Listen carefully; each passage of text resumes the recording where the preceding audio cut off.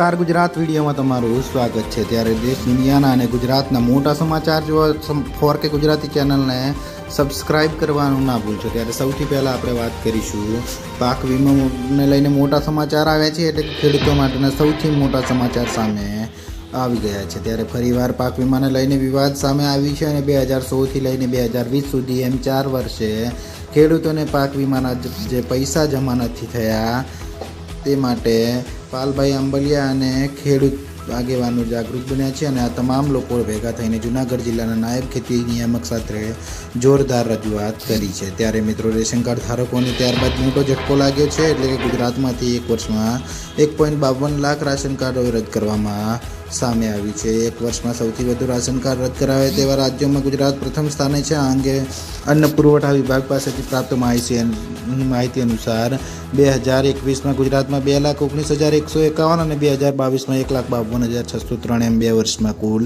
3,71,754 ration card રદ થયેલા છે। જો મિત્રો વાત કરવામાં આવે નિયમ અનુસાર જો કોઈ રાશન કાર્ડ ધારક પોતાનું ખોટી માહિતી આપે તો તેવાના રાશન કાર્ડ રદ કરવામાં આવે છે, જે ખૂબ જ મોટા સમાચાર આવી રહ્યા છે। ત્યારબાદ મિત્રો બીજા મોટા સમાચારની વાત કરવામાં આવે તો વિશ્વકર્મા યોજનાનો 15,000નો લાભ। ત્યારે પીએમ વિશ્વકર્મા યોજના હેઠળ લોકોને 5% વ્યાજ દર સાથે પ્રથમ હપ્તા તરીકે 1 લાખ રૂપિયા અને બીજા હપ્તા તરીકે 2 લાખ રૂપિયાની લોન આપવામાં આવે છે। ત્યારે મિત્રો વાત કરવામાં આવે આ સાથે કારીગરોને પાયાની અને અદ્યતન તાલીમ પણ આપવામાં આવે છે। જો વાત કરીએ આપણે યોજનાના લાભાર્થીઓને 15,000 રૂપિયાની ટૂલ કિટ આપવામાં આવે છે। આ ઉપરાંત લાભાર્થીઓને કૌશલ્યની તાલીમ પણ આપવામાં આવે છે, જે ખૂબ જ મોટા સમાચાર આવી રહ્યા છે। ત્યારબાદ બીજા મોટા સમાચારની વાત કરવામાં આવે તો હવે 2024માં 25,000 રૂપિયા સહાય તમને મળશે। જી હા મિત્રો, ગુજરાત રાજ્યના ખેડૂતો પર દુકાળની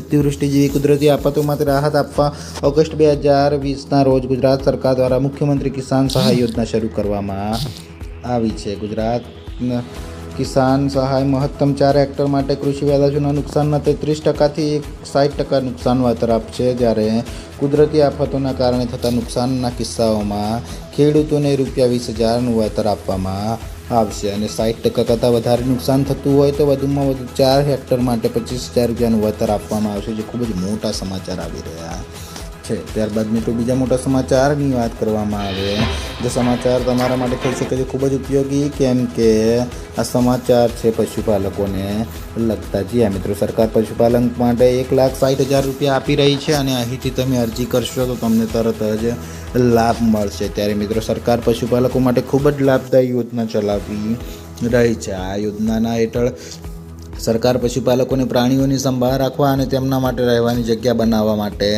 1,60,000 રૂપિયાની સબસિડી આપી રહી છે, જેનાથી પશુપાલકોને ઘણી મદદ મળશે। તેમને જણાવી દઈએ કે આ યોજના શરૂ કરવા પાછળ સરકારનો ઉદ્દેશ પશુપાલકો અને પશુઓ માટે રહેવાની વ્યવસ્થા કરવા સક્ષમ બનાવવાનો છે, જે ખૂબ જ મોટા સમાચાર આવી રહ્યા છે। ત્યારબાદ મિત્રો બીજા મોટા સમાચારની વાત કરવામાં આવે તો હવે ખેડૂતોના ખાતામાં આવશે પૈસા, કેમ કે પીએમ કિસાન યોજનાની સાથે કેન્દ્ર સરકાર દ્વારા પ્રધાનમંત્રી કિસાન માનધન યોજના પણ શરૂ કરવામાં આવી છે, એટલે કે જેમાં ખેડૂતોને આર્થિક સહાય આપવામાં આવે છે અને પીએમ માનધન કિસાન યોજના હેઠળ સરકાર ખેડૂતોના ખાતામાં દર મહિને 3,000 રૂપિયા ટ્રાન્સફર કરશે। જ્યારે યોજના હેઠળ ખેડૂતોને માસિક ₹3,000નું પેન્શન આપવાની જોગવાઈ છે। મિત્રો વાત કરવામાં આવે યોજનાનું પ્રીમિયમ કિસાન સન્માન નિધિ યોજનાની રકમમાંથી ભરવાનું રહેશે અને આ પેન્શન યોજનાની લાભ લેવા માટે ખેડૂતોએ દર મહિને 55થી ₹2,000 સુધીનું યોગદાન આપવું જરૂરી છે, જે ખૂબ જ મોટા સમાચાર આવી રહ્યા છે। ત્યારબાદ મિત્રો બીજા મોટા સમાચારની વાત કરવામાં આવે તો કિસાન ક્રેડિટ